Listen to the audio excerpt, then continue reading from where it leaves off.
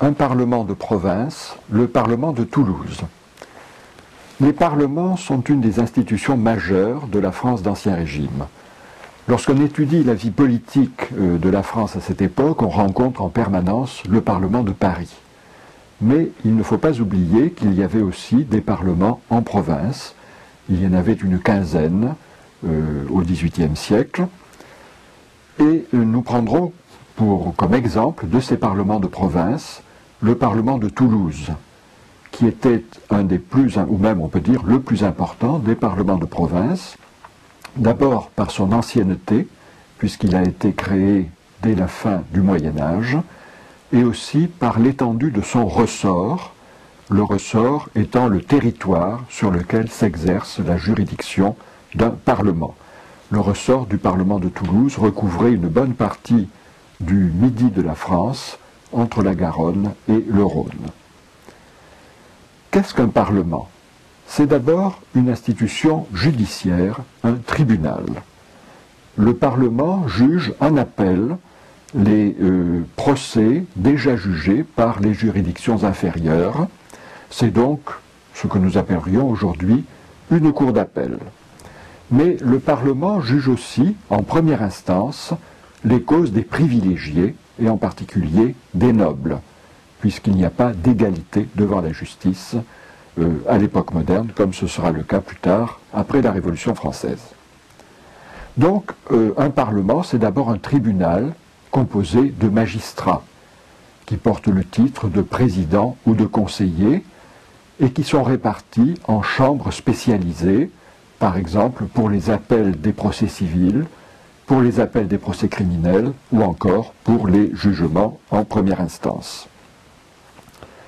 Il y a aussi, à côté des magistrats qui jugent ces procès, il y a aussi ce que l'on appelait les gens du roi, qui représentent la couronne. Ce sont le procureur général et les avocats généraux. Et il y a aussi un grand nombre d'auxiliaires de justice, comme les greffiers ou les huissiers. Le tout sous l'autorité du premier président du Parlement. À Toulouse, au XVIIIe siècle, il y a un peu plus d'une centaine de magistrats qui composent le Parlement. Mais un Parlement, c'est aussi une institution administrative. Dans la France d'Ancien Régime, l'administration et la justice ne sont pas rigoureusement séparées.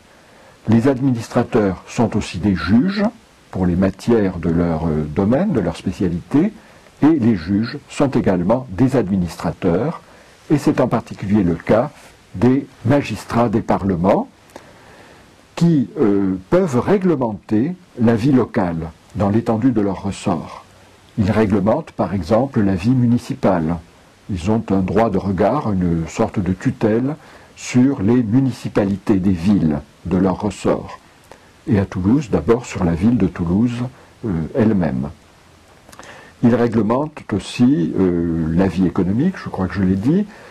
Ils interviennent en particulier en cas de crise économique ou de crise politique ou sociale. On le voit en particulier au moment des guerres de religion, où le Parlement de Toulouse a joué un rôle très important à un moment où le pouvoir royal était affaibli. La seule limite à ce pouvoir réglementaire des parlements, c'est que les règlements qu'ils édictent ne peuvent pas contredire la législation royale. Et enfin, les parlements sont des institutions politiques qui jouent un rôle politique en vertu de ce que l'on appelle leur droit d'enregistrement et de remontrance. Alors, de quoi s'agit-il? Pour entrer en vigueur dans le ressort de chaque parlement, les lois royales, les édits ou les ordonnances promulguées par le gouvernement royal doivent d'abord être enregistrées, transcrites sur les registres du Parlement. Et le Parlement peut refuser de les enregistrer. Et à ce moment-là, lorsqu'il le fait, lorsqu'il refuse l'enregistrement, il justifie son refus en adressant au roi ce que l'on appelle des remontrances, un texte dans lequel le Parlement justifie son refus d'enregistrer. Comme la France connaît un régime de monarchie absolue, le roi a le dernier mot. Il peut, s'il le souhaite véritablement, imposer la loi que le Parlement a d'abord refusée. Mais le Parlement a néanmoins le moyen de retarder et quelquefois d'infléchir la législation royale. Il a donc un certain pouvoir d'intervention dans le domaine législatif. Et ce droit de regard, ce droit d'intervention des parlements dans le domaine législatif est à l'origine d'un des grands conflits qui animent la vie politique française à l'époque moderne, entre les rois absolus qui prétendent au monopole de la législation et les parlements qui prétendent exercer un certain contrôle sur cette même législation.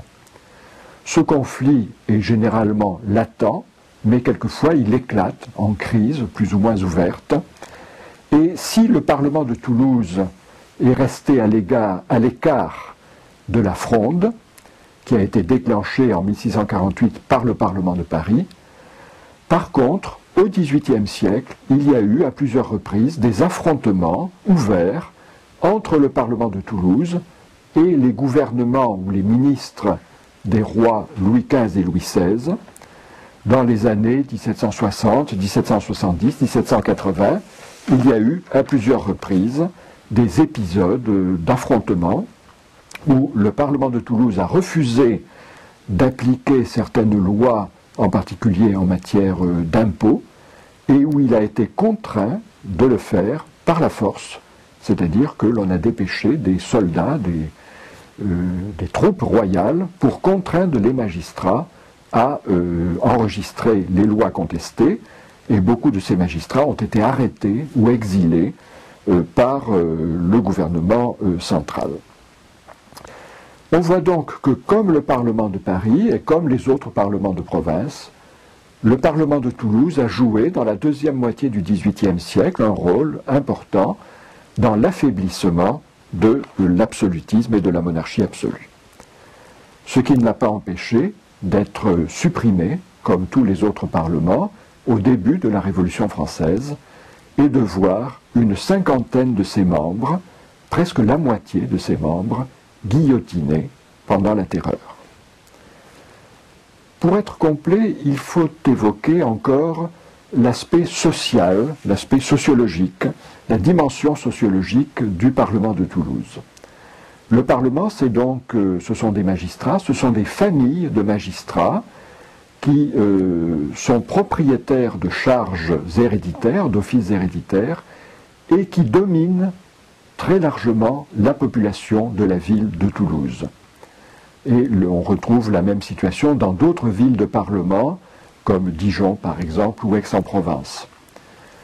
Ces familles de parlementaires sont de très loin les plus riches, les plus influentes.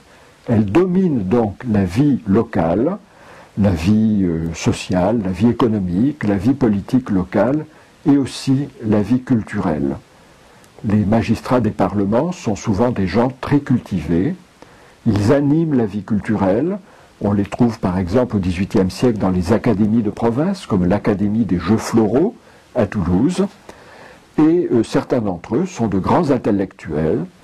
Le Parlement de Toulouse est fier d'avoir compté parmi ses membres au XVIIe siècle le mathématicien Fermat, qui a été un des plus grands mathématiciens de son temps.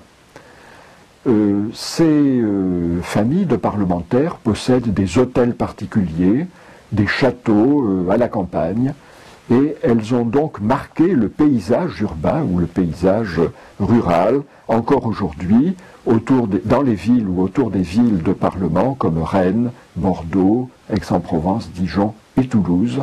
On voit encore les traces de ces parlementaires de l'époque moderne.